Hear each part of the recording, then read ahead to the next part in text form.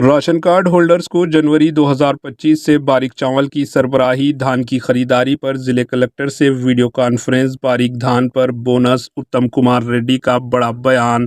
وزیر civil supplies اتم کمار ریڈی نے ریاست میں کسانوں سے دھان کی خریداری کے مسئلے پر ضلع کلکٹرز کے ساتھ ویڈیو کانفرنس کا اہتمام کیا۔ انہوں نے ضلع کلکٹرز اور سول سپلائز کے عہدیداروں کو ہدایت دی کہ دھان کی خریداری کے معاملے میں حکومت کے طے شدہ پروگراموں پر عمل کرتے ہوئے تمام ڈسٹرکٹس میں خریداری سینٹرز قائم کریں۔ سول سپلائز اور مارکیٹنگ ڈپارٹمنٹ کے عہدیداروں کے ہمراہ ویڈیو کانفرنس میں اتم کمار ریڈی نے امید ظاہر کی کہ جاریہ سیزن میں 150 لاکھ میٹرک ٹن دھان کی پیداوار کا امکان ہے۔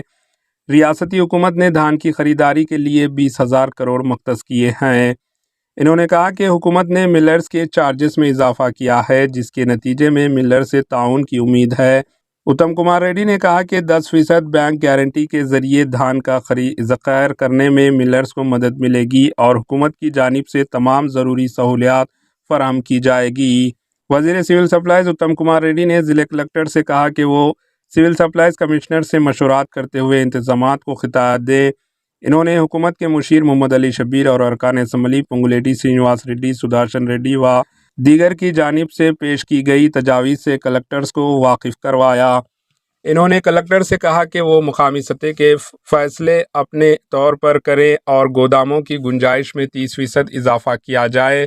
انہوں نے فی الوقت دھان کی خریداری کے 4,598 سینٹرز ہیں اور وزیر سول سپلائز نے سینٹرز کی تعداد میں 7,572 تک اضافے کا مشورہ دیا۔